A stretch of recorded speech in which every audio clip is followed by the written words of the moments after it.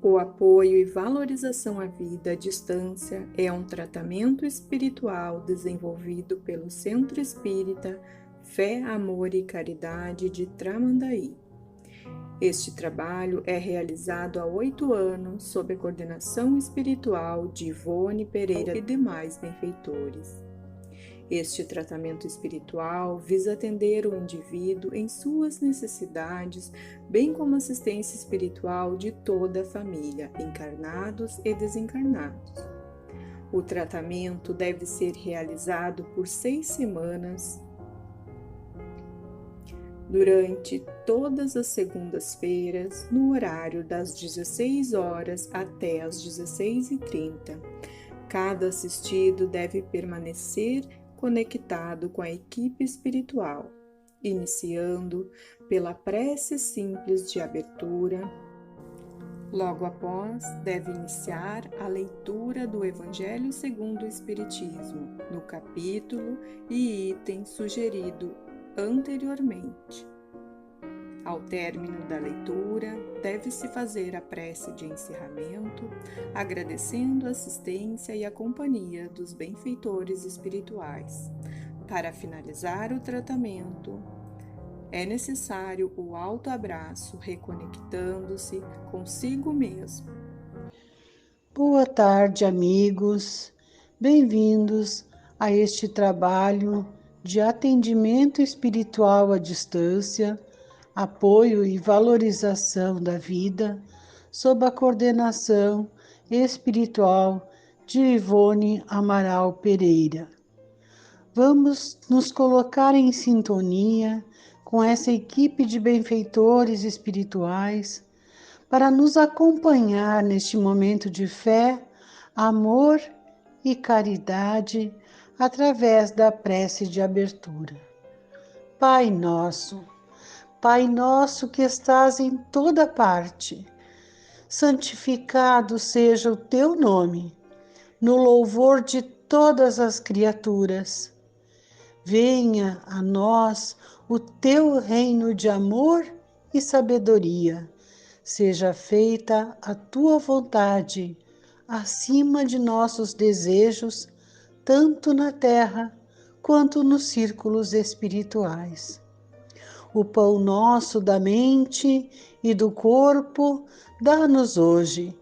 Perdoa as nossas dívidas, ensinando-nos a perdoar nossos devedores com o esquecimento de todo mal. Não permitas que venhamos a cair sob os golpes da tentação de nossa própria inferioridade. Livra-nos do mal que ainda reside em nós mesmos, porque só em ti brilha a luz eterna do reino e do poder, da glória e da paz, da justiça e do amor para sempre. Assim seja. Capítulo 3 do Evangelho segundo o Espiritismo. Há muitas moradas na casa de meu Pai. Que vosso coração não se turbe. Crede em Deus, crede também em mim. Há muitas moradas na casa de meu Pai. Se assim não fosse, eu já vos teria dito, porque eu me vou para vos preparar o lugar, e depois que eu tenha ido e que vos tenha preparado o lugar, eu voltarei e vos retomarei para mim, a fim de que lá onde eu estiver, aí estejais também. São João, capítulo 14, versículos 1, 2 e 3. Diferentes estados da alma na erraticidade. A casa do Pai é o universo. As diferentes moradas são os mundos que circulam no espaço infinito e oferecem aos espíritos encarnados moradas apropriadas ao seu adiantamento. Independentemente da diversidade dos mundos, essas palavras podem também ser entendidas como um estado feliz ou infeliz do espírito na erraticidade.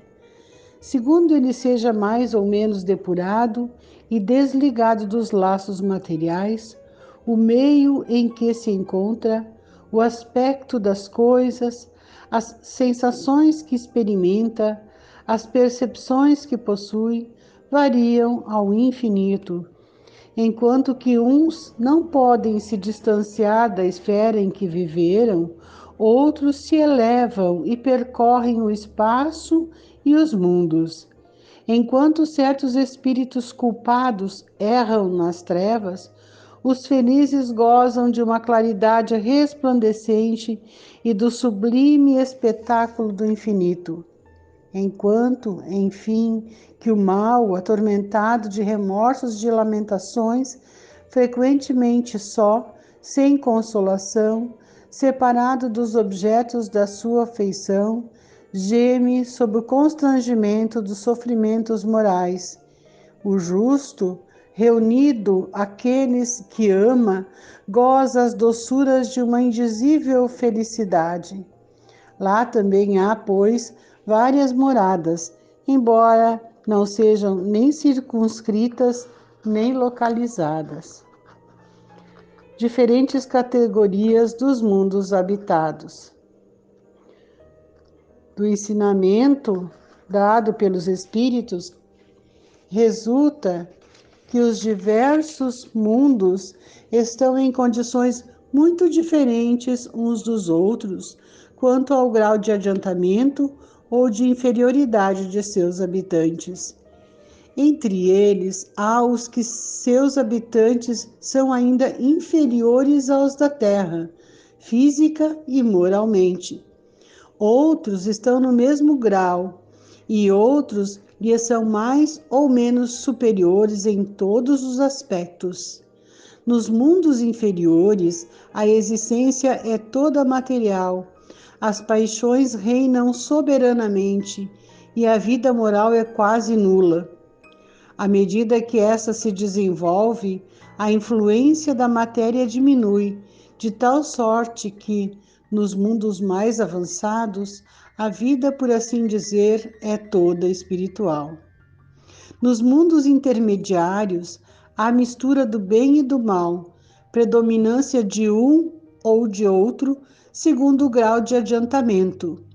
Embora não possa ser feita dos diversos mundos uma classificação absoluta, pode-se, todavia, em razão de seu estado e de sua destinação, e baseando-se nas diferenças mais acentuadas, dividi-los de um modo geral, como se segue. Os mundos primitivos, destinados às primeiras encarnações da alma humana. Os mundos de expiação e de provas, onde o mal domina.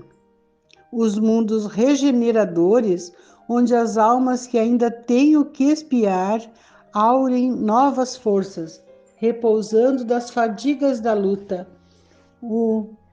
Os mundos felizes, onde o bem se sobrepõe ao mal. Os mundos celestes ou divinos, morada dos espíritos depurados, onde o bem reina inteiramente.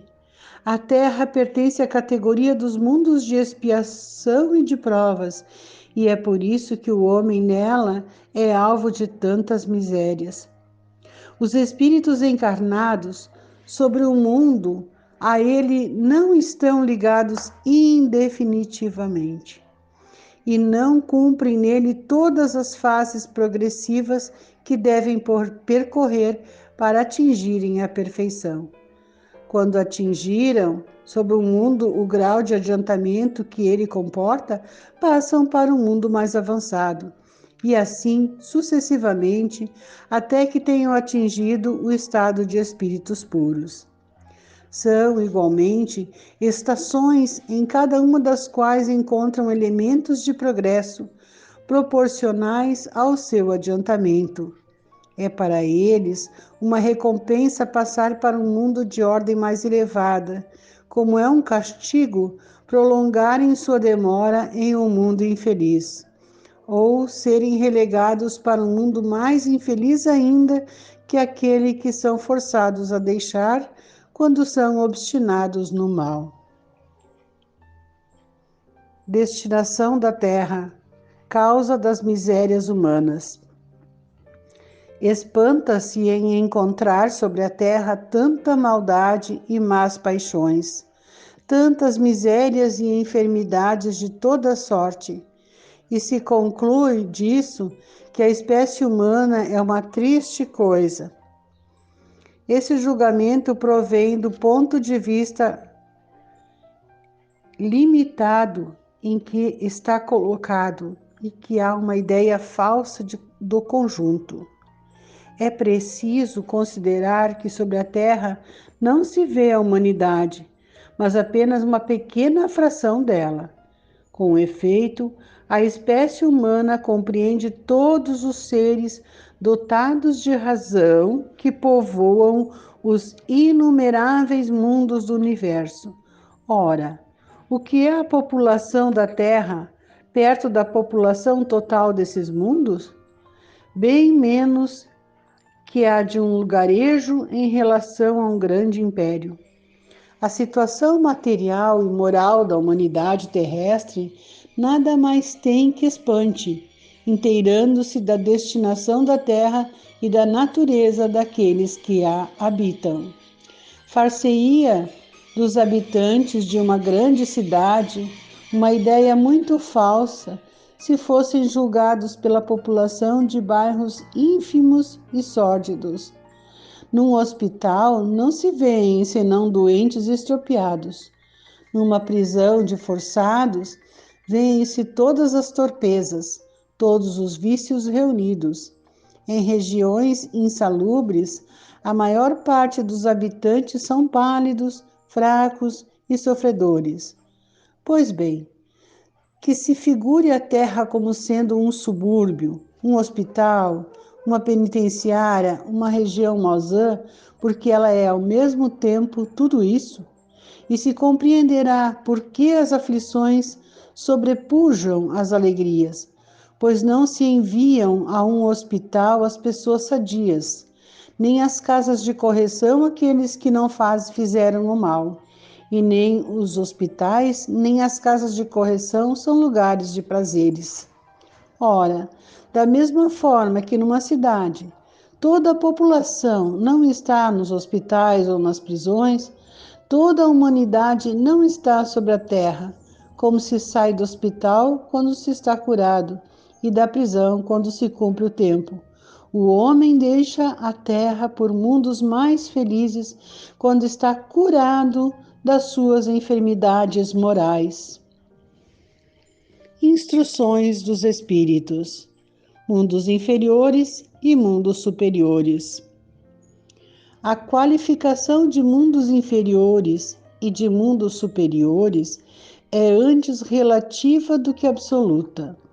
Tal mundo é inferior ou superior em relação àqueles que estão acima ou abaixo dele na escala progressiva.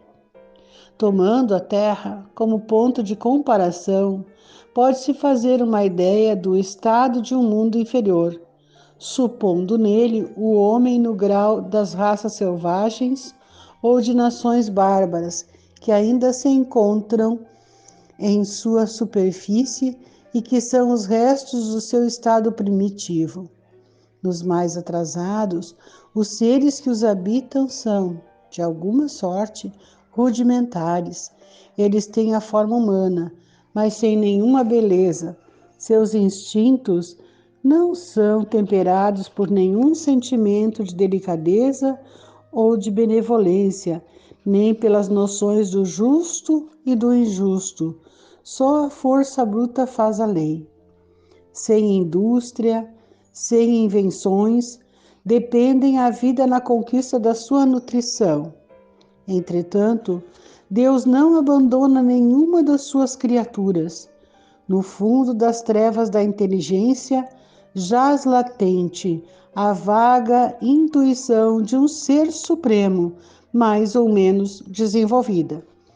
Esse instinto basta para torná-los superiores uns aos outros e preparar sua eclosão para uma vida mais completa, porque não são seres degradados, mas crianças que crescem.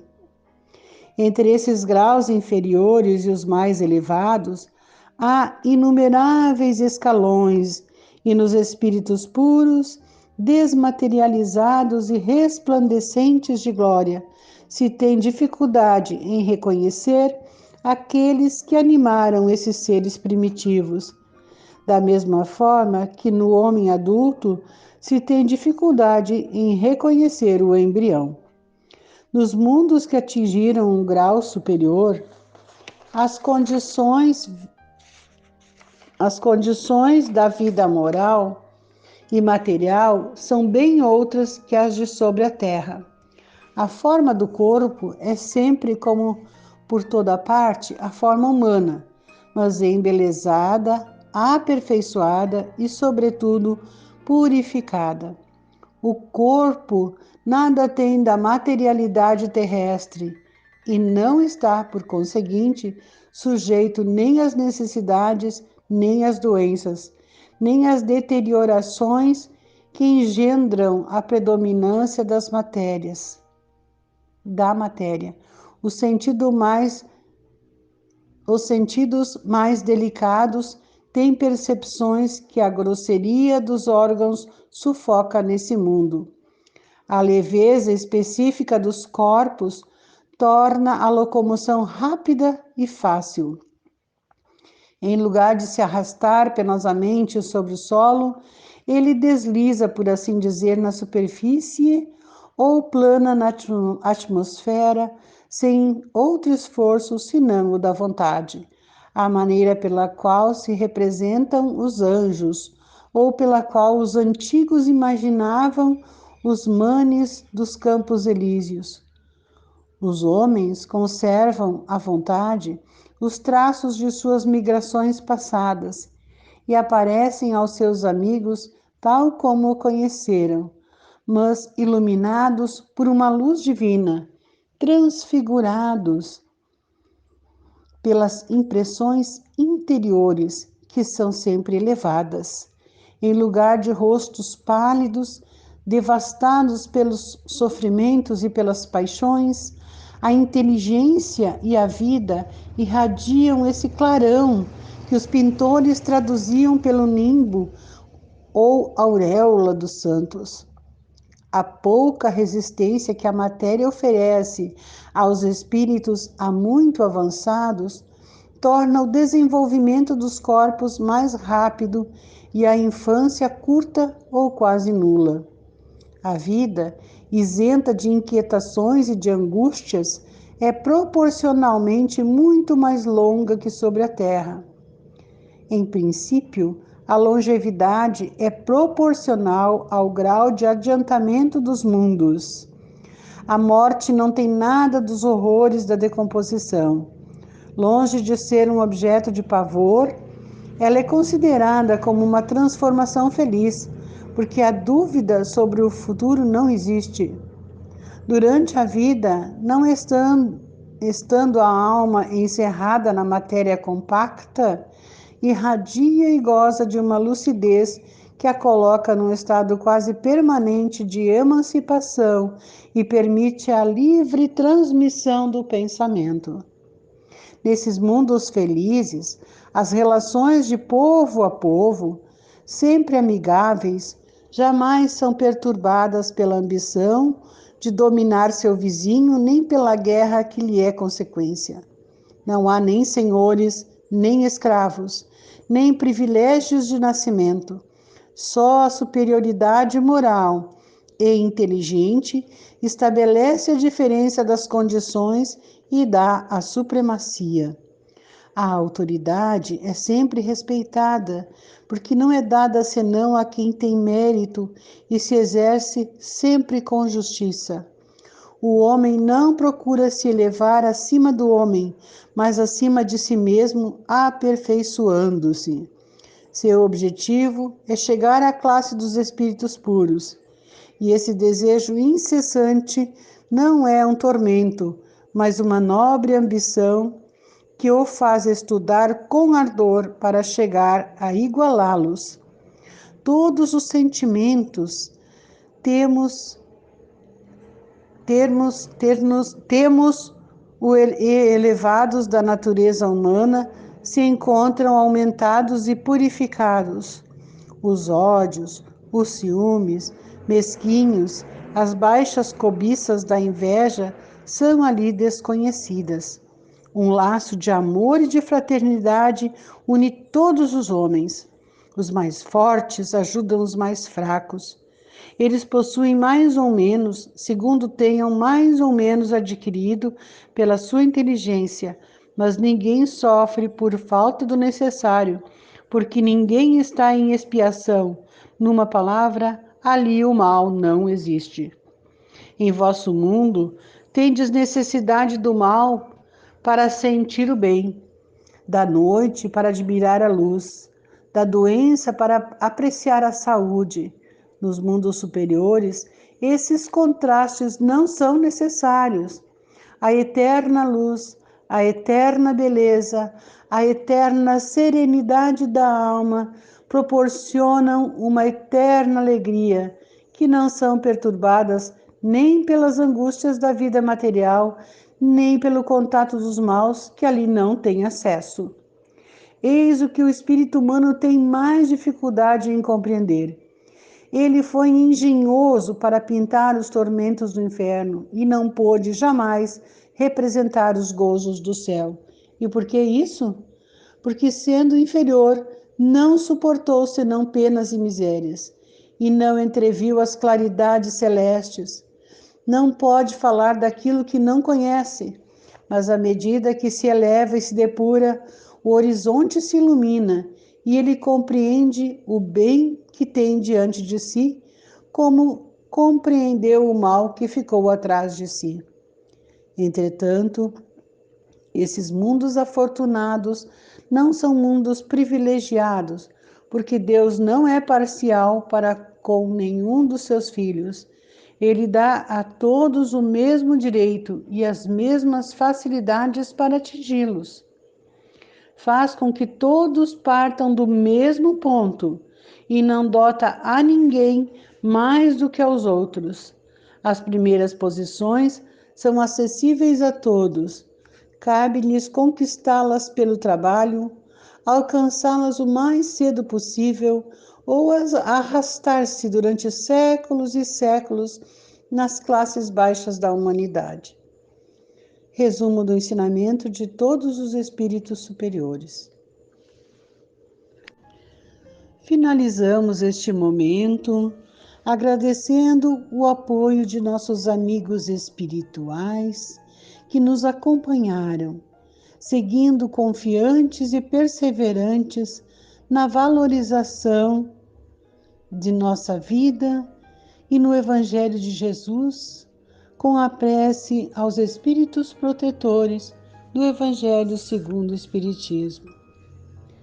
Espíritos sábios e benevolentes, mensageiros de Deus, cuja missão é assistir os homens e conduzi-los no bom caminho, sustentai-me nas provas desta vida, dai-me a força de suportá-las sem murmurar. Desviai de mim os maus pensamentos e fazei com que eu não dê acesso a nenhum dos maus espíritos que tentarem me induzir ao mal. Esclarecei minha consciência sobre meus defeitos e elevai de sobre meus olhos o véu do orgulho que poderia impedir-me de os perceber e confessá-los a mim mesmo. Vós, sobretudo, meu anjo guardião, que velais mais particularmente por mim, e vós todos, espíritos protetores, que vos interessais por mim, fazei com que me torne digno da vossa benevolência. Conheceis as minhas necessidades, que elas sejam satisfeitas segundo a vontade de Deus. Que assim seja.